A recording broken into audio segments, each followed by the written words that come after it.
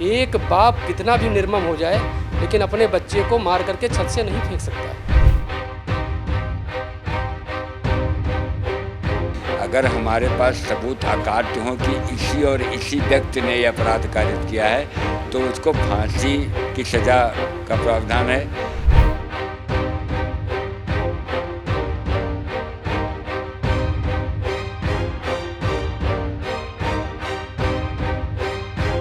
तो मेरा ये भी जिला प्रशासन से अनुरोध है कि इस घटना को देखते हुए ये जो मेडिकल स्टोर हैं इन पे ये सख्त कार्रवाई करें कि विदाउट प्रिस्क्रिप्शन के दवाएं न दें। समाज में क्या संदेश जाएगा कि लोग अपने माँ को मार रहे हैं, अपने सगे भाई को जिसके साथ बचपन गुजारा होगा, इतने दिनों तक साथ में रहे होंगे, एक दूसरे के सुख दुख में भागीदार बने होंगे और इतना बड़ा कांड बहुत दर्दनाक है। लेकिन ये है कि पुलिस को अब ध्यान देना होगा। जो शुरुआती गलतियां अगर हुई हैं उनसे बहुत जल्दी उन्होंने निष्कर्ष निकाला, अब ध्यान देना होगा।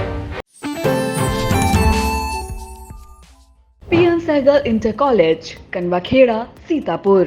Admissions open for session 2024-25 for class 9th and 11th. Trained highly qualified and experienced staff. Transport facility available. Value-based education system. Contact now for your children's bright future. Refined oil और प्रोसेस जैसे unhealthy oils ने तो जैसे पूरे market पर कब्जा ही कर लिया है, मगर अब आप इसकी चिंता ना करें क्योंकि आ गया है वंश कोल्हू का प्योर सरसों कच्ची घानी ऑयल। लकड़ी कोल्हू मेथड से तैयार, ये है नेचुरल और हेल्दी भी। वंश कोल्हू प्योर सरसों कच्ची घानी ऑयल के साथ। वंश कोल्हू, तेल सही मिलेगा यहीं। सीतापुर में 10-11 मई की दरमियानी रात जो हत्याकांड हुआ वो दिल दहलाने वाला था। उसकी गूंज सीतापुर से लेकर राजधानी तक गई। उसमें आपको संक्षिप्त रूप से अगर हम बता दें तो एक प्रगतिशील किसान मृतक अनुराग सिंह, उसकी मां सावित्री सिंह, पत्नी प्रियंका सिंह और 3 मासूम छोटे छोटे बच्चे, उनकी नृशंस हत्या की गई थी। और पुलिस की तफ्तीश के बाद जो हत्यारोपी निकल कर आया वह मृतक अनुराग सिंह का जो छोटा भाई शिक्षक अजीत सिंह ही था। लेकिन आपको बता दें इस मामले की चर्चा अभी तक हर जगह हो रही है। पुलिस ने अपना काम करके हत्यारोपी को जेल भेजने की कार्रवाई की है, लेकिन जो मृतका प्रियंका का भाई है वह अभी भी जो है उसका कहना है कि जो एक व्यक्ति इस इतने बड़े हत्याकांड को अंजाम नहीं दे सकता। इन्हीं सब सवालों को लेकर हमारे साथ मौजूद हैं वरिष्ठ अधिवक्ता अरविंद मसलदान जी, विद्वान क्रिमिनल लॉयर हैं। इनसे हम डिस्कस करेंगे और मामले को और बारीकी से समझने की कोशिश करेंगे।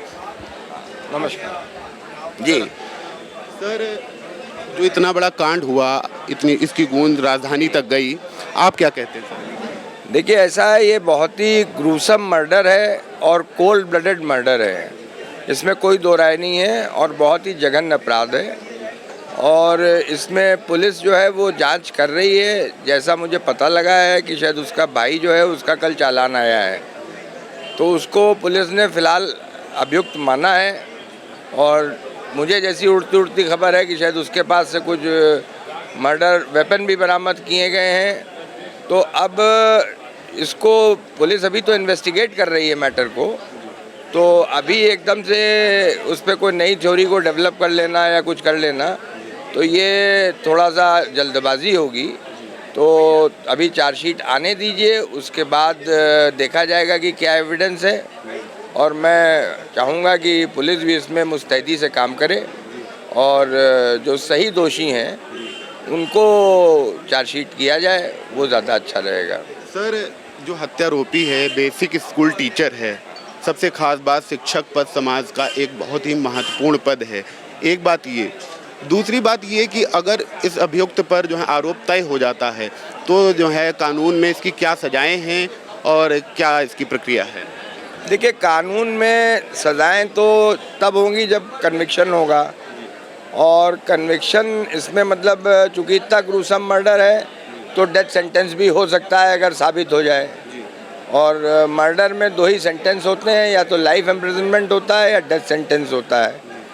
अब इसमें मेरा मानना ये है थोड़ा सा कि चूँकि ये मेरा अपना मानना है, इसमें ऐसा है कि चूँकि 6 लोगों का मर्डर है और 6 लोगों को एक साथ तो आदमी ने मारा नहीं है।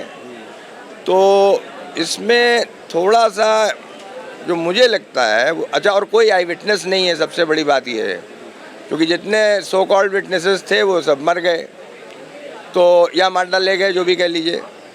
तो अब इसमें थोड़ा सा पुलिस को बहुत सतर्कता से इसकी जांच करनी पड़ेगी, और कुछ एक्स्ट्रा एविडेंस जैसे आपकी फॉरेंसिक एविडेंस है, वहाँ पे आपके किसके किसके हाथ के अंगूठे के काय के निशान मिले हैं या क्या मिला है, इसकी सबकी एक फॉरेंसिक जांच की रिपोर्ट भी आनी चाहिए। अब उसके बाद, क्योंकि देखिए फॉरेंसिक एक्सपर्ट की रिपोर्ट जो होती है ना, वो अपने आप में सच को बयां कर देती है, और इसमें कोई आई विटनेस अकाउंट तो है नहीं, तो फॉरेंसिक रिपोर्ट जो है वो बहुत मैटर करेगी। जो उसके पास से वेपन्स बरामद हुए हैं, उन पे उसके निशान हैं हाथ के या नहीं हैं, ये सब भी चीज़ें बहुत मुस्तैदी से पुलिस को काम करना पड़ेगा। और खाली, चूँकि देखिए खाली जो बरामदगी है वो तो right up to the Supreme Court है कि बहुत वीक टाइप ऑफ एविडेंस होती है कि साहब माल बरामद हो गया। अबे माल बरामद हो गया तो बरामद कैसे हुआ, क्या हुआ, उसमें पुलिस ने आगे कोई बात करी नहीं। दफ़ा 27 की जो रिकवरी है, इसको कोर्ट बहुत मतलब सॉलिड एविडेंस नहीं मानती है। तो खाली दफ़ा 27 की एविडेंस पे किसी का अगर आप कन्विक्शन सोच रहे हैं तो मेरी समझ से नामुमकिन सी बात है। और सेल्फ कन्फेशन ऑफ अक्यूज्ड जो कहा जाता है कि अक्यूज़ ने अपना जुर्म इकबाल कर लिया पुलिस के सामने, तो उसकी कोई वैल्यू नहीं होती। या तो उसका कोई 164 कराया जाए मजिस्ट्रेट के सामने, या इस तरीके की कोई बात हो, तब उसका कुछ वेटेज बढ़ जाता है। तो खाली सेल्फ कन्फेशन ऑफ अक्यूज्ड, और क्योंकि जैसे मैंने आपसे पहले ही अर्ज़ किया कि फॉरेंसिक एक्सपर्ट की जो रिपोर्ट होती है वो बहुत इम्पॉर्टेंट है। अब वो इसमें भेजी तो ज़रूर गई होगी, लेकिन अब वो क्या आती है, कितनी जल्दी आती है, ये देखने वाली बात है। सर, ये इतना ब्रूटल मर्डर था, काफ़ी हड़कंप मच गया इस मामले से। और पुलिस प्रक्रिया की अगर हम बात करें तो पुलिस का जो बयान आया, बिल्कुल शुरुआती बयान आया, वो पीएम रिपोर्ट के आए बगैर ही शुरुआत, और वो बताया जा रहा है कि वह थेरी हत्यारोपी ने, जिसको पुलिस अब हत्यारोपी बता रही है, उसी ने उसको बताई थी। तो कहीं ना कहीं आपको नहीं लगता है कि पुलिस ने बहुत जल्दबाजी में ये बयान दिया कि जो मृतक अनुराग सिंह है, जो एक प्रगतिशील किसान था, करोड़ों में जो है मुनाफा कमाता था खेती से, उसको उसने मानसिक विक्षिप्त बता दिया। आप सर क्या कहते हैं? देखिए, हमारा मानना ये है कि पुलिस के पास एक बहुत बड़ा ड्यूटी और भी होती है, और इसीलिए हम लोग शुरू से ही डिमांड कर रहे हैं कि जो प्रोसिक्यूशन विंग है पुलिस की, वो अलग से होनी चाहिए। क्योंकि देखिए, आप भी जानते हैं इलेक्शन का माहौल है, माहौल गर्म है, और इसमें इस तरीके का ग्रूसम मर्डर हो जाए तो सबसे पहली ड्यूटी जो मैं समझता हूँ आजकल पुलिस की होती है, और वो करती भी है, वो है लॉ एंड ऑर्डर, कि लॉ एंड ऑर्डर ख़राब ना होने पावे। तो लॉ एंड ऑर्डर को वो सबसे पहले कंट्रोल करती है। भाई मान लीजिए कोई एक समूह निकल पड़ा लोगों का, उसने लोगों को 50 मकान जला दिए, तो वो एक और दूसरी बात हो गई, पता लगा ये तो रखा रह गया, वहाँ 50 लोगों के मकान जल गए। तो कभी कभी पुलिस को ये लॉ एंड ऑर्डर के लिए भी जल्दी निष्कर्ष पे पहुंच जाती है, लेकिन वो कोई निष्कर्ष अदालत के में कोई मान्य नहीं है कि कोई आप क्लिपिंग पुरानी लगाएं या नहीं लगाएं या जो भी कुछ करें, उससे इस मुकदमे से कोई लेना देना नहीं है। और पुलिस के दौरान जांच पहलू बदलते रहते हैं, नए तथ्य प्रकाश में आते रहते हैं। अब जैसे इसमें एक जनरल डिस्कशन ये चल रहा है कि साहब ये इतने लोगों को, 6 आदमियों को मारने का काम जो एक आदमी नहीं कर सकता, करने को तो कर सकता है, ऐसा भी नहीं है, लेकिन थोड़ा सा इम्प्रॉबेबल लगता है। तो इस एंगल पे भी जांच होनी चाहिए जो पुलिस कर रही है। तो अब इसमें चार्जशीट जब तक ना आ जाए तब तक मैं नहीं समझता कि इसमें कोई बहुत बड़ा हम लोगों को निष्कर्ष अपने आप निकाल लेना चाहिए, और बहुत ज़्यादा इसमें मीडिया ट्रायल की भी आवश्यकता नहीं है। तो कभी कभी मीडिया ट्रायल में दोषी ना होते हुए भी वो दोषी मान लिया जाता है। तो लेट द पुलिस इन्वेस्टिगेट और लेट देम डिसाइड कि क्या चार्जशीट आती है। तो let the police investigate. And अधिवक्ता साहब का कहना है कि जो पुलिस प्रक्रिया है उसमें जो आरोप हैं, प्रत्यारोप हैं, स्थितियां हैं, परिस्थितियां हैं, वो बदलती रहती हैं और इतनी जल्दी इतने बड़े हत्याकांड का निष्कर्ष नहीं निकाला जा सकता है। हमारे साथ अन्य अधिवक्ता भी हैं, हम उनसे भी बात करेंगे।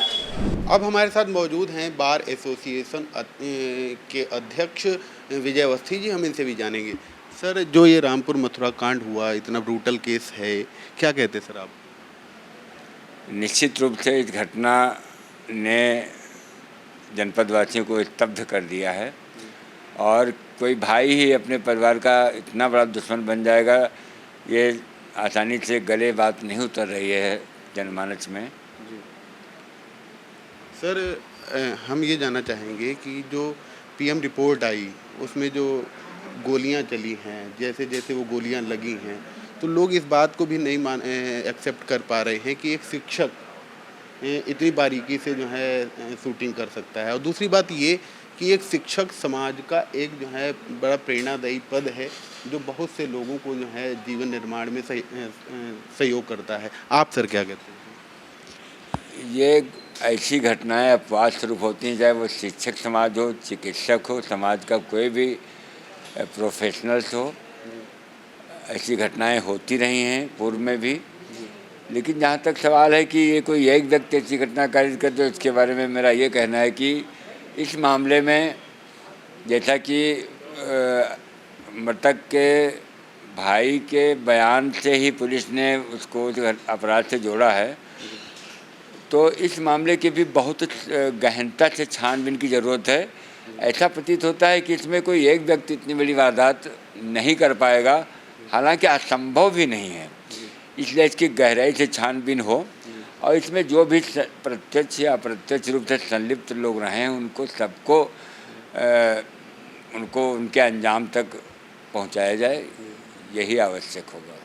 जब सर जो है मृतक के भाई पे आरोप जो है अभी लगे हैं और अगर आरोप तय हो जाते हैं तो कानून में इसके लिए क्या सर सजाएं हैं और क्या प्रक्रिया है?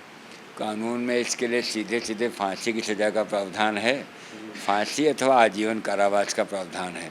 अगर हमारे पास सबूत अकाट्य हो कि इसी और इसी व्यक्ति ने यह अपराध कारित किया है तो उसको फांसी की सज़ा का प्रावधान है और या आजीवन कारावास। अब कोर्ट तमाम मामले की परिस्थितियों और सबूतों के आधार पर फैसला करती है। सर, रामपुर मथुरा में जो ये ब्रूटल केस हुआ, समाज में उसका एक बहुत ही नेगेटिव इम्पैक्ट जा रहा है कि एक शिक्षक के द्वारा, एक भाई के द्वारा उसको अपनी माँ पे, अपनी भाभी पे, अपने भाई पे, जो कभी बचपन में जो है उनको एक साथ लेके चला होगा हाथ पकड़ के, माँ जिसने पैदा किया, उन पर जो है उससे बिल्कुल भी दया नहीं आई। आप सर क्या कहते हैं?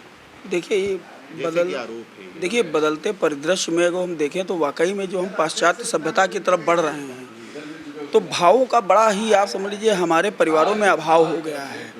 आवश्यकता आज फिर हमें परिवारों में संस्कारों की देने की है। हमारे घर में कार्य तो हैं लेकिन हमारे घर में संस्कार नहीं है। ये जो पूरा मामला है, आप शिक्षक हो या डॉक्टर हो, आप देखते होंगे डॉक्टर आरुषि हत्याकांड आपने देखा होगा, अपनी बेटी का ही कांड हुआ था, डॉक्टर थे वो पूरी फैमिली। तो ये नहीं कहा जा सकता कि एक शिक्षक है या एक डॉक्टर है। परिस्थितियाँ वहाँ पे क्या थी, जैसे आप लोगों के द्वारा हम लोगों को जानकारी हुई कि उसमें प्रॉपर्टी का मामला था। प्रॉपर्टी के इतनी ज़्यादा वो प्रॉपर्टी उनके लिए महत्वपूर्ण हो गई कि परिवार उनके लिए नहीं महत्वपूर्ण हुआ। तो मेरे हिसाब से ये जो है थोड़ा सा तो अब परिवारों को ध्यान देना पड़ेगा, अपने बच्चों पे ध्यान देना पड़ेगा।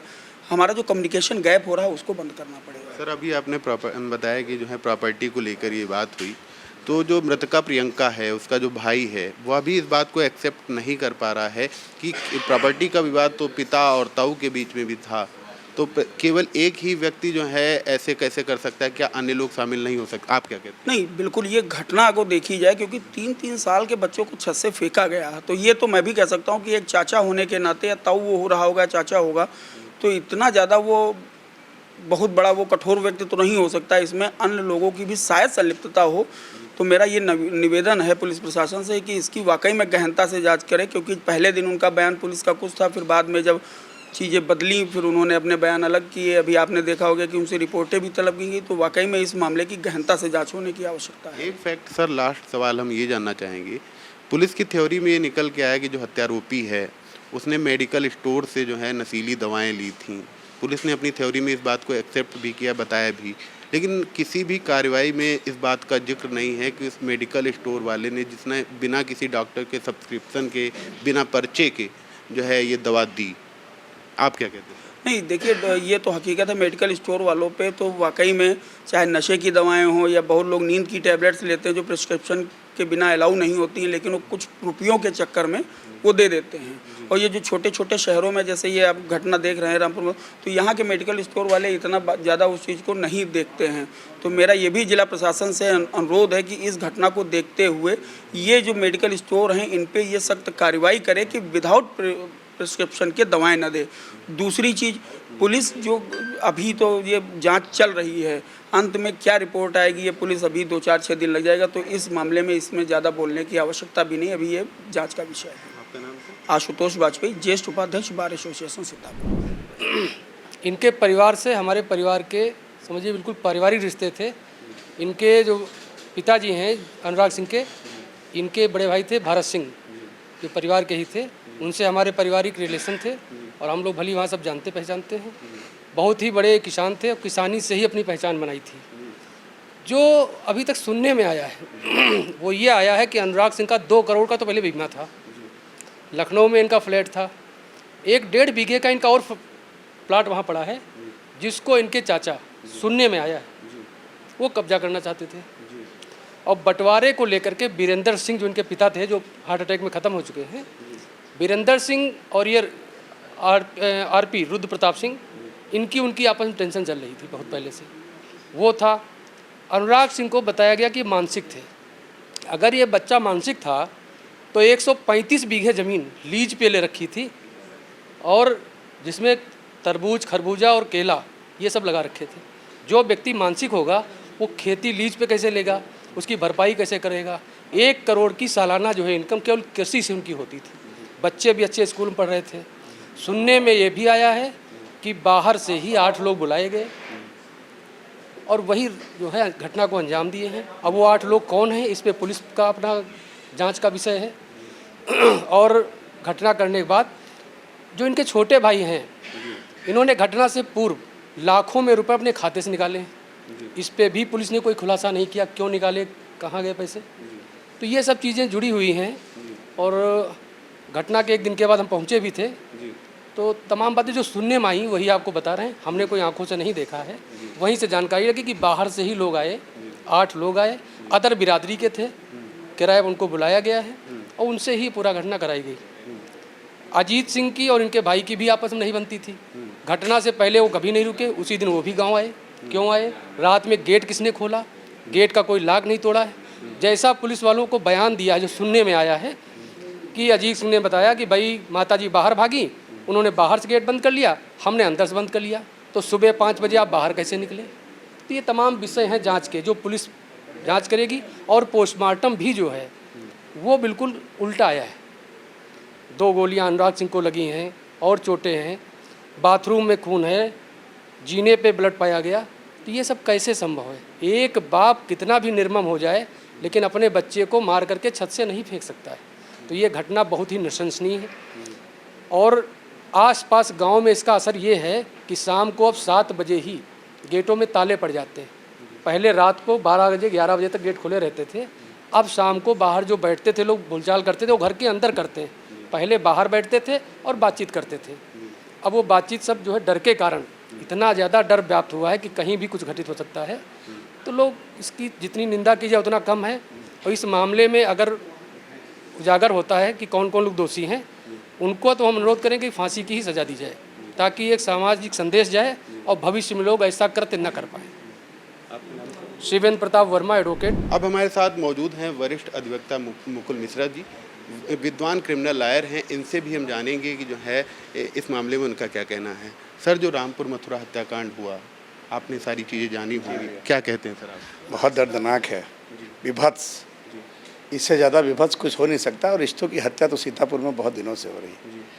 अब सत्यता क्या है वो तो विवेचना के उपरांत आएगा, लेकिन ये जो हुआ है ये अपराध जो है, मुझे लगता है ये विरलतम अपराध की मामला है। अगर सब कुछ सही रहता है तो इसको फांसी भी हो सकती है। अगर अभियोजन साबित कर लिया गया तो। और बाकी क्या कहा जाए, वास्तव में लालच कितना बढ़ गया है। अगर जो भी पुलिस जो बता रही है या जो घटनाक्रम निकल के आ रहा है, वो तो लग रहा है कि अगर ऐसा है तो बहुत बहुत घृणात्मक है। छोटे छोटे बच्चों को जिस तरह से मारा गया, अपनी माँ को मारा गया, क्या इससे बड़ा भी कोई पाप हो सकता है क्या? हम लोग कानून के ज्ञाता जरूर हैं, लेकिन ये एक सामाजिक अपराध है। समाज में क्या संदेश जाएगा कि लोग अपने माँ को मार रहे हैं, अपने सगे भाई को जिसके साथ बचपन गुजारा होगा, इतने दिनों तक साथ में रहे होंगे, एक दूसरे के सुख दुख में भागीदार बने होंगे, और इतना बड़ा कांड, बहुत दर्दनाक है। बाकी अगर आप कानूनी पहलू से देखते हैं तो कानूनी पहलू से कोई चश्मदीद साक्षी तो नहीं है इसका, तो इसमें बहुत मेहनत करनी होगी अभियोजन को भी, और अगर मुकदमा जब आता है तो अदालत में भी बहुत मेहनत करनी होगी अभियोजन को, क्योंकि अगर अच्छी पढ़नत तक ले जाना है इसको, एक समाज के लिए एक उसको अनुकरणीय बनाना है कि भाई ये अपराध करोगे तो इतना गंभीर दंड होगा, तो उसके लिए मेहनत करनी पड़ेगी और अच्छी विवेचना की आवश्यकता है। पुलिस से मेरी गुजारिश है कि इस पर हर पहलू पे गौर करें, कोई निर्दोष फंसे ना और दोषी बख्शा ना जाए, ये मेरा कहना है। सर, शुरुआती प्रक्रिया की अगर हम बात करें और इसे इग्नोर करें तो पुलिस, सीतापुर पुलिस ने भी और यूपी एसटीएफ की टीमें आई थी, एसओजी की टीमें लगी थीं, और खुद पुलिस मुखिया जो सीतापुर पुलिस मुखिया हैं चक्रेश मिश्रा, वो लगभग 2 दिनों तक वहाँ पर डेरा डाले रहे, और इतनी सारी मेहनत के पास जो पुलिस की थियरी आई है उसके लेकर जो है काफ़ी सारी बातें की जा रही हैं, आप क्या कहते हैं? देखिए, पहले प्रथम दस्ता वहाँ का जो माहौल था, वो जिस परिवार का घटना है वो परिवार एक सम्मानित परिवार है। कृषि क्षेत्र में, उन्नत कृषि क्षेत्र में अपने सीतापुर जिले में जो कुछ चंद परिवार हैं, उनमें एक परिवार था, वो उन्नतशील खेती करता था, बहुत अच्छी खेती थी उनके पास, बहुत अच्छी मेहनत करते थे। विदेशों से भी और भारत के कई हिस्सों से लोग उनसे खेती के गुर सीखने आते थे। बहुत सी चीज़ों की ऐसी पैदावार उन्होंने करी जो भारत में पहली बार, ऑस्ट्रेलिया का ये और खरबूजा और तरबूज, उन्नतशील प्रजाति के इन सब चीज़ों की खेती करते थे, बड़े अच्छे खेती प्रगतिशील किसान थे। तो एकदम से किसी चीज़ के ऊपर हाथ डालना, या पुलिस के ऊपर भी दबाव होता, देखिए मैं उसको गलत इसलिए नहीं कहता कि वो वहाँ पे नहीं थी, जो घटनाक्रम बताया गया उस पर उन्होंने प्रथम दस्ता तो विश्वास कर ही लिया, लेकिन अब वहाँ पे मौके पे मौजूद वही था जो अजीत सिंह है। अब उसने जो बताया तो उसको एकदम से खंडित भी नहीं किया जा सकता, क्योंकि वो पारिवारिक सदस्य था, अकेला वो बचा था। घटना इतनी बड़ी जब हो जाती है तो हर पहलू देखा जाता है, लेकिन ये है कि पुलिस को अब ध्यान देना होगा। जो शुरुआती गलतियां अगर हुई हैं उनसे, बहुत जल्दी उन्होंने निष्कर्ष निकाला, तो अब ध्यान देना होगा। तो ये अधिवक्ताओं का मानना है, इतने सारे अधिवक्ताओं से हमने बात की, प्रत्येक अधिवक्ता इस जो है हत्याकांड को काफ़ी जघन्य बता रहा है, काफ़ी घृणित बता रहा है, लेकिन इसके बाद सभी अधिवक्ताओं का एक कॉमन सेंटेंस है कि काफ़ी बड़ा कांड है। अभी जो है इसकी प्रक्रिया जारी है, जांच प्रक्रिया जारी है, इस पर बहुत ज़्यादा मीडिया ट्रायल भी नहीं होना चाहिए, और बहुत जल्द जो है इसके निष्कर्ष पर भी पहुंच जाना जो है सही नहीं होगा। कैमरे के पीछे हसन गोगा हैं और मैं अरुणेश अवस्थी, सीतापुर।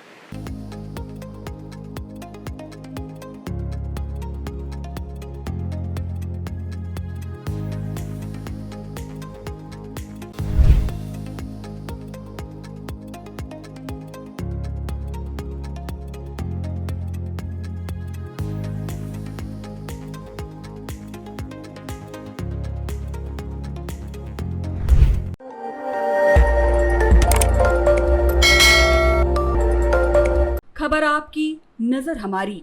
देखते रहिए आई इंडिया।